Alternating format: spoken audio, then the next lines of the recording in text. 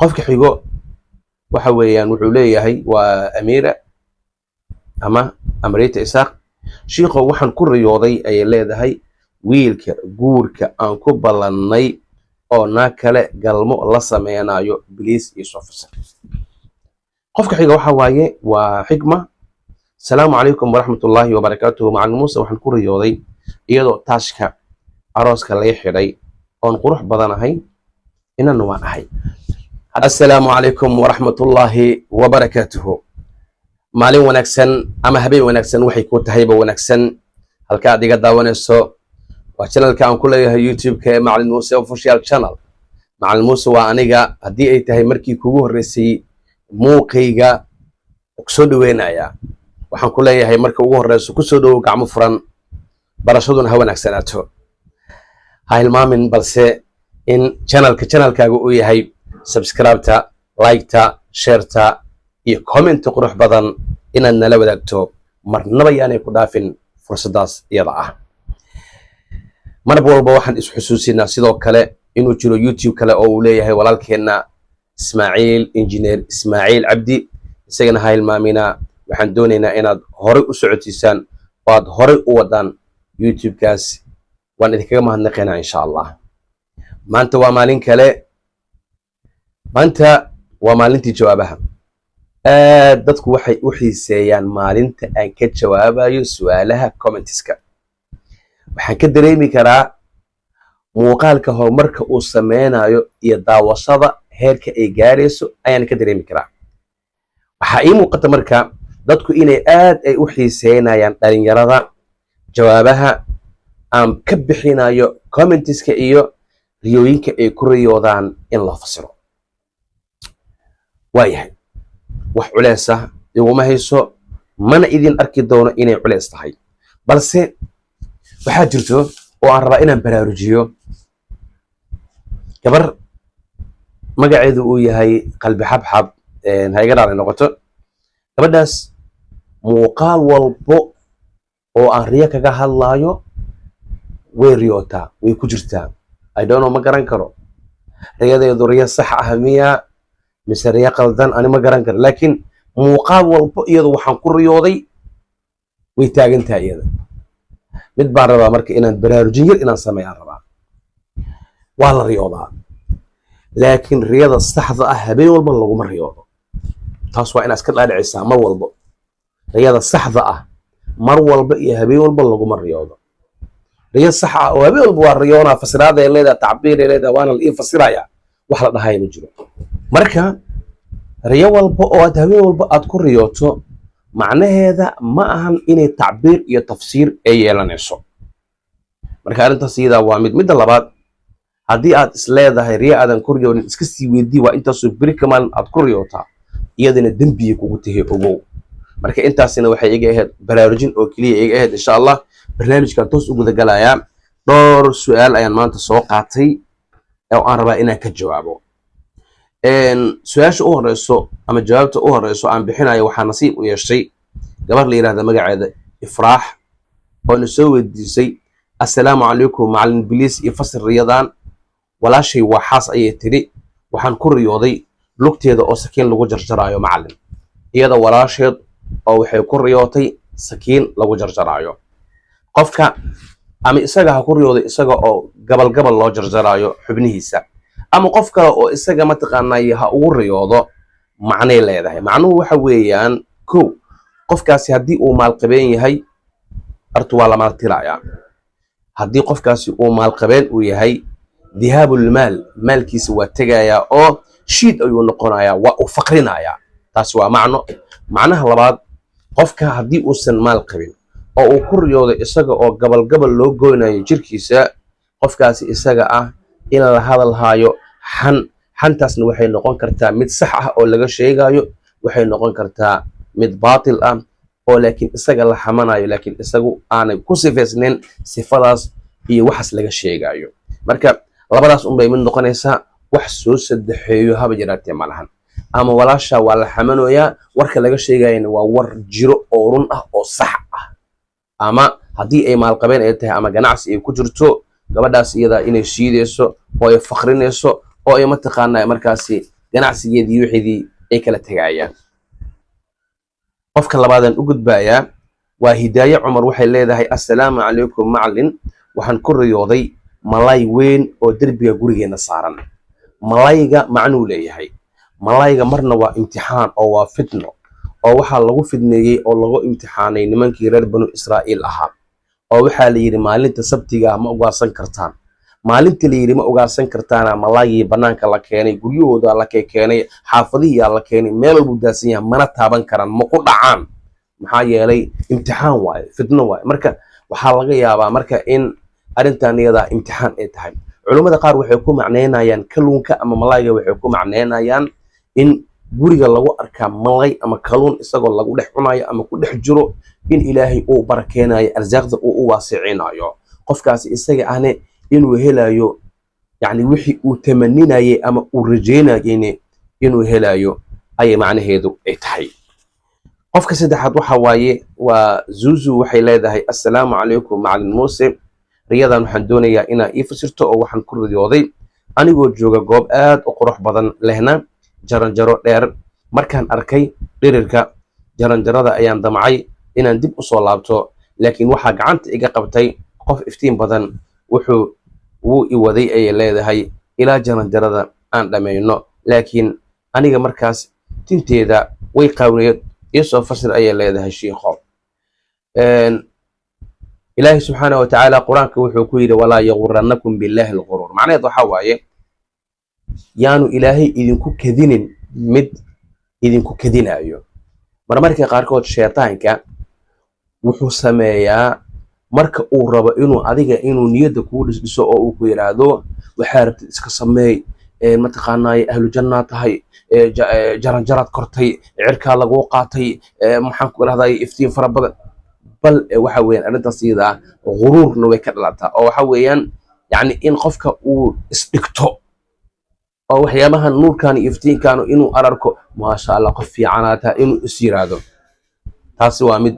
labo, macnaha labaad waxa waaye qofka badanaa sucuudka marka isaga oo kor samada cirka xagga cirka koraya haddii uu ku riyoodo, koritaanku way fiican tahay.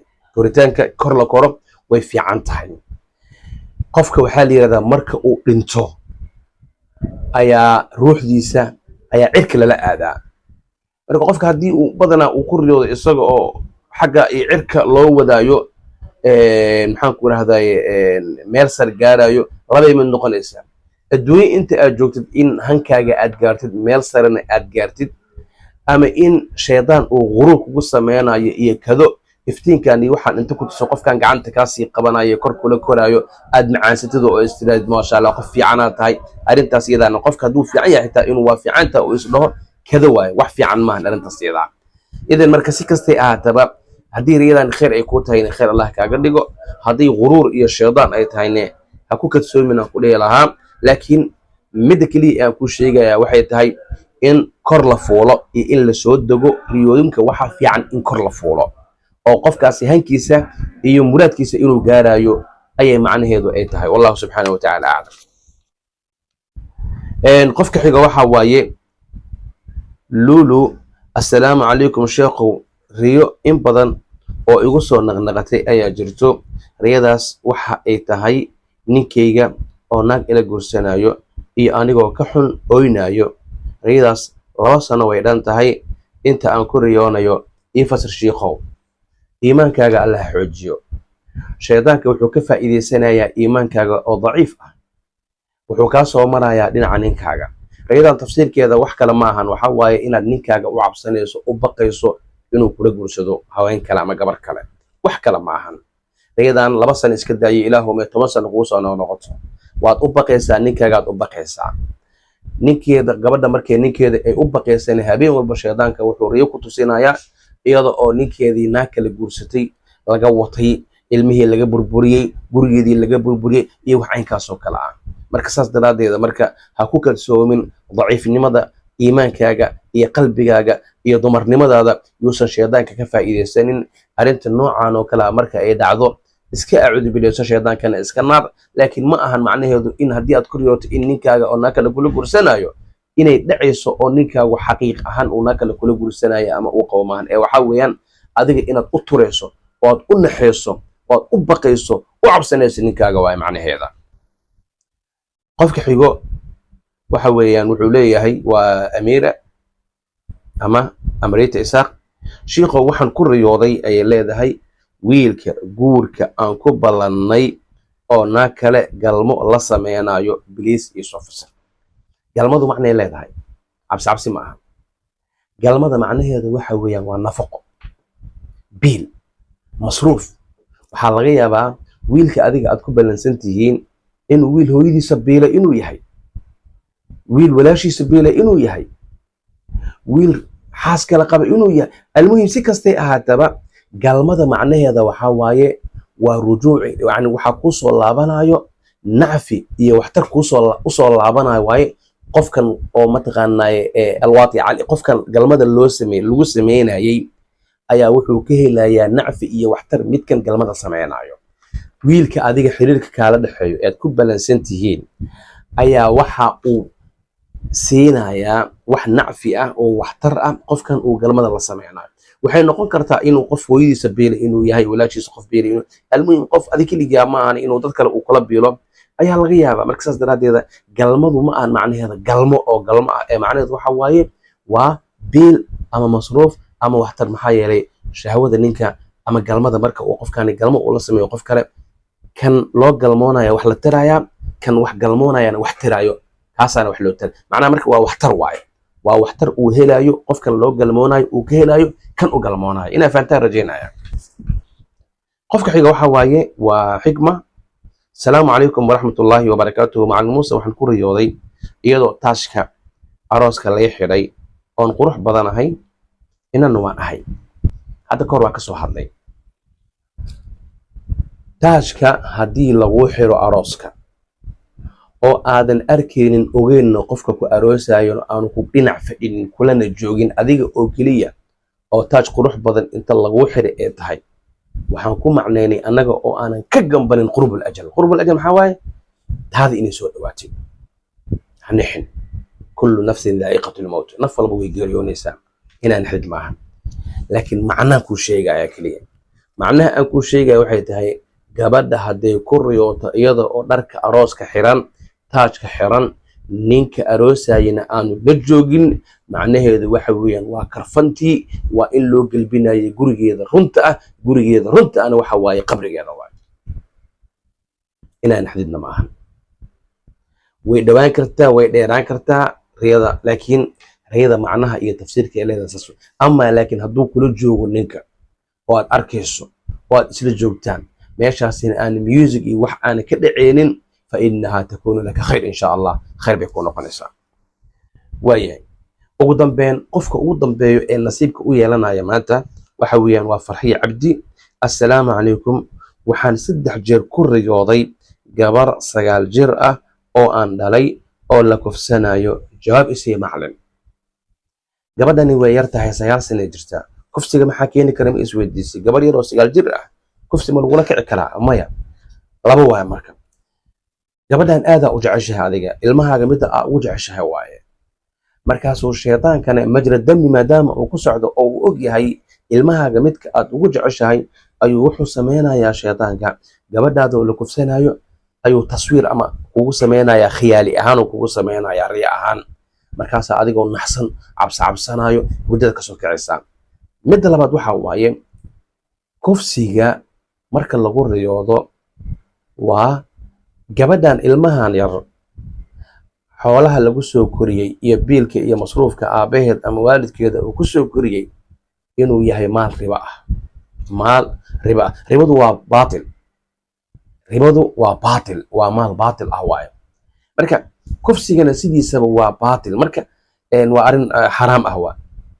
idan marka gabadhan 9 sano jirto dib u baar haddii aabaheed uu nool yahay ama adiguba aad soo korsatay cunugtaada yar, lacagta aad ku soo koriseen iyo xoolaha aad ku soo korisiin ma yihiin xoolo xalaal ah? xoolo riba aan ku jirin ma yihiin? baaritaan samee. labadaas macnaan ku macnaynayaa. ama inay tahay gabadhan koriskeeda ay ku soo kortay maal riba ah. ribada waxaa la yidhahdaa, ribadu waa taqaaniin dabcan, dee waa xoolaha riba. axalla allahu albayca wa xarama riba. ribadu waa xaaraam waa. ama inay xaaraan ku soo kortay riba xaaraan ah, ama in mataqaanaa gabadhan curdaada ay tahay ama ilmahaaga midda oo aad ugu jeceshahay inay tahay oo shaydaan uu ku cabsi gelinayo, ama xoolaha aad quudinaysaan aad ku korinaysaan inuu yahay xoolo riba ah oo xaaraan ah. wallahu subxaanahu watacaala aclam. iyadaas tafsiirkaas halkaasay maraysaa. waxaadna tahay qofkii u dambeeyey ee maanta nasiibku u yeeshay in ree loo fasiro. idinkoo dhan inaad ka wada faa'iidaysateen rajeynaya insha allah. mid baan rabaa inaan baraarujiyo, marka aan youtube-ka kaga jawaabayo su'aalaha waxba ma qarinaayo. qofka marka uu laakiin su-aasha direct ii weydiiyo oo si toosa uu ii weydiiyo, ama sheekha si toosa loo weydiiyo su-aashaasina geeri ama dhimasho ama cabsi ay tahay, inuu ka gabsadaa fiican. laakiin xaaladda noocan oo kale marka ay tahay oo qofka warqad uu soo qoro oo uu isoo weydiiyo, cilmi ahaana rabaa inuu u faa'iidaysto, kuwa ka dambeeyana inay faa'iidaystaanaan rabaa. marka saas daraadeeda waa ku dhawaaqayaa, waxba ma qarinaayo. hadday riyada tafsiirkeeda geeri ay tahay, maalkaaga inaad shiidaysid oo maal la-aan ay kugu dhacayso, faqrinaysa haddii ay tahay, haddii qofka adduunka ugu jeceshaa oo uu kaa dhimanayo ay tahay, halka ee marto riyadaasaa marsiinaynaa. wax la qarinaayo haba yaraatee ma jirto. aadaa u mahadsantihiin mar haddii aad intaas soo gaartay. waxaan idinka rajaynayaa inaad mar labaad haddii aad halmaantay subscribe-ta, like-ta, share-ta iyo comment qurux badan aad nala wadaagto muuqaalkan muuqaalka xigo. inta aan ku kulmayno waa aniga macalin Muuse oo idinkaga tegayo. asalaamu calaykum waraxmatullaahi wabarakaatu.